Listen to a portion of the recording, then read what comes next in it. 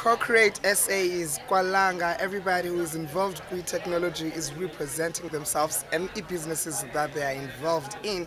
Well, the initiative is taking local abantu bakwi community and bayaba exposure kwizinto ezibalulekileyo like industrial resolutions.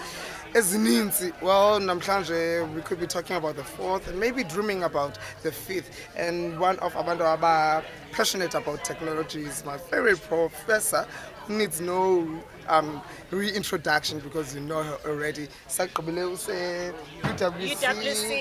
introducing something new to the students. How is that project grown? Because 2019, what's happening this year?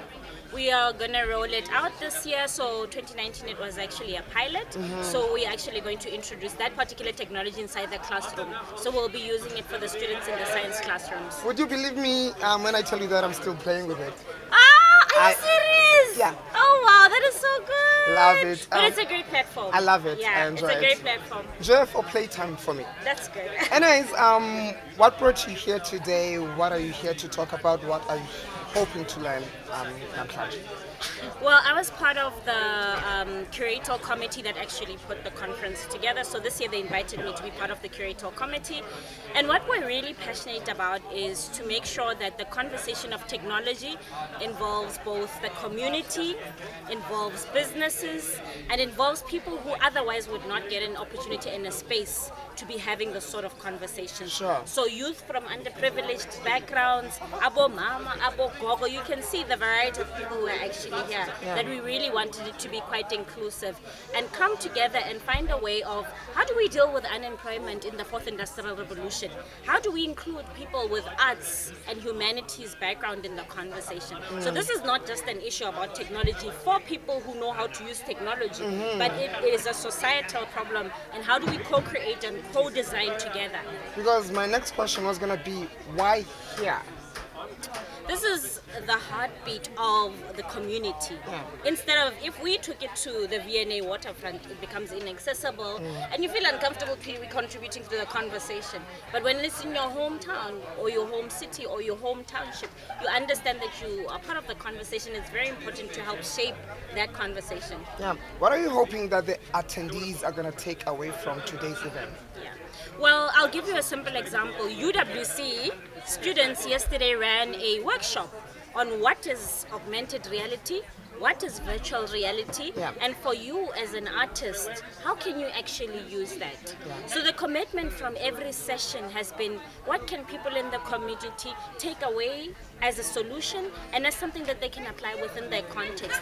How technology meets creativity to bring societal and contextual solutions. How far are we to reaching that end goal? I don't think there's an end goal. I think we have many challenges that we have to understand. We have a long history of exclusion. We have a long history of an educational system which has many challenges. But at the end of the day, we cannot ignore the fact that technology is advancing. So as we deal with our problems, we at the same time incorporate technology in it because it's not staying behind. So we don't have an ultimate end goal, but we should leave no one behind in co-creating those solutions. How's the vibe? Are people excited? People are so excited. Well, I'm excited, and I think people are excited. It's great to see the variety of people who are in the room, from young people to elder people, from people who are from the Llama community to people who are from Belleville, to people from inner city, Cape Town, CBD, to people from outside the country. So it's for me, it's been a wonderful 2 days. Are we ever looking at introducing it at a very young age? Primary school, because once you learn that young, I think you're going to flourish. No doubt about it. I mean, there's been a lot of speakers here who actually run organizations that introduce technology within schools. I'll give you a simple example, like a school called Molom Llama, which is in Khayelitsha. You probably know it. It's geared towards engaging young kids into STEM. And there are many, many organizations, and the great thing about it is that those people were here represented to talk about what it is that they're doing within the schools. And the conversation is we need to start at a very young age to shift the mindset on creating solutions and not waiting for someone to come and create solutions. Sure. Because tech doesn't create the solutions, it's the people that create the solutions. Yeah. One of my favorite tech-savvy women in South Africa. It's always a pleasure having a conversation with you. Cannot wait to meet you next time because I'm sure it's going to be something brand new. Thank you so much, and thank you for having me as well. Sharp, sharp.